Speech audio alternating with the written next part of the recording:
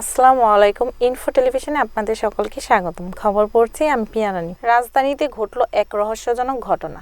লাখ টাকার ঋণ দেওয়ার আশা দেশের বিভিন্ন জেলা থেকে ঢাকা বিশ্ববিদ্যালয় এবং শাহবাগ এলাকা জড়ো হতে থাকে লোক। সাধারণ শিক্ষার্থীরা, পুলিশ ও এলাকাবাসী বলছেন, সরকার বিরোধী মহাসমাবেশের ডাক দিয়ে এক গোষ্ঠী দেশকে অস্থিতিশীল করার পরিকল্পনা করেছিল।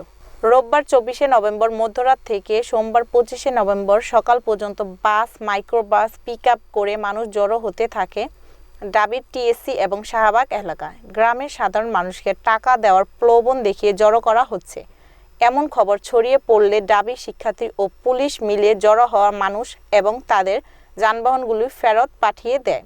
শাহবাগে জড়ো হওয়া লোকদের দাবি, তাদেরকে বিনা সুদে লোন দেওয়া হবে বলে জেনেই তারা ছুটে এসেছিলেন এখানে। তবে সাধারণ শিক্ষার্থীরা ও এলাকাবাসী বলছেন, একটি চক্র কৌশলে রাতের আধারে ঢাকার শাহবাগ ও ঢাবি এলাকাসহ বিভিন্ন এলাকা দখলে পায়তারা করেছিল।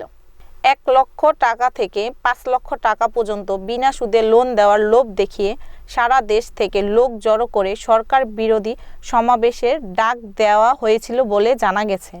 এতক্ষণ ইনফো নিউজের সাথে থাকার জন্য ধন্যবাদ। আমাদের সকল নিউজ দেখার জন্য www.infotvbd.com অথবা আমাদের ফেসবুক পেজ ও ইউটিউব চ্যানেলে ভিজিট করুন।